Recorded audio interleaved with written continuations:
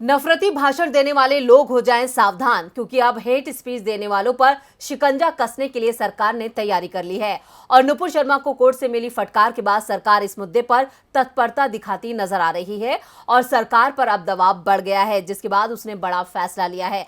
तो क्या है सरकार का फैसला, आइए देखते हैं इस रिपोर्ट में। पिछले दिनों देश के कई राज्यों में धर्म संसद का आयोजन हुआ, जिसमें कई भड़काऊ बयान दिए गए, जिसके बाद हेट स्पीच के मामले ने तूल पकड़ा और हेट स्पीच देने वालों के खिलाफ कार्रवाई की मांग की गई।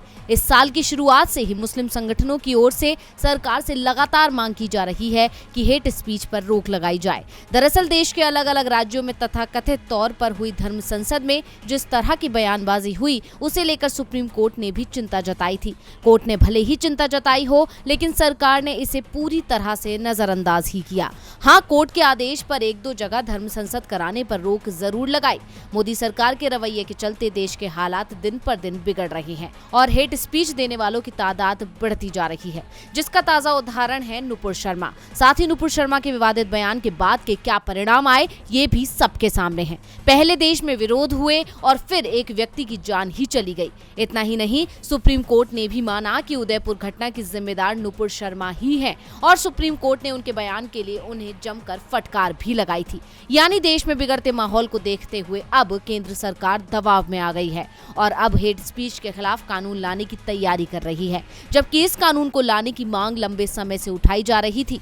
कई मुस्लिम संगठनों ने मांग की, लेकिन सरकार ने इस तरफ ध्यान ही नहीं दिया और सरकार की लापरवाही का नतीजा सबके सामने है। ऐसे में अब सरकार पर दबाव बढ़ गया है, जिसके बाद केंद्र सरकार जल्दी ही हेट स्पीच को लेकर सख्त कानून लाने वाली है। कानून का ड्राफ्ट तैयार किया जा रहा है। इस कानून में सिर्फ शांति भंग करने वाला कंटेंट ही नहीं, बल्कि झूठ फैलाने और आक्रामक विचार रखने वाले भी इसके दायरे में आएंगे। हेट स्पीच को लेकर सुप्रीम कोर्ट के निर्देशों, अन्य देशों के कानूनों और अभिव्यक्ति की आजादी के तमाम पहलुओं को ध्यान में रखते हुए कानून का ड्राफ्ट तैयार किया जा रहा है। भेदभाव बढ़ाने वाली और नस्ली भाषा को भी हेट स्पीच के दायरे में रखा जा सकता है। इससे सोशल मीडिया प्लेटफॉर्म के खिलाफ कार्रवाई का रास्ता खुलेगा। हेट स्पीच की परिभाषा साफ होने के बाद सोशल मीडिया प्लेटफॉर्म पर जो यूजर्स फेक न्यूज या नफरत भरी बातों को फैलाते हैं, उनसे पल्ला नहीं झाड़ सकेंगे। अब सरकार ने तैयारी तो पूरी कर ली है। ऐसे में देखना होगा कि मानसून सत्र के दौरान इस पर चर्चा होगी या नहीं।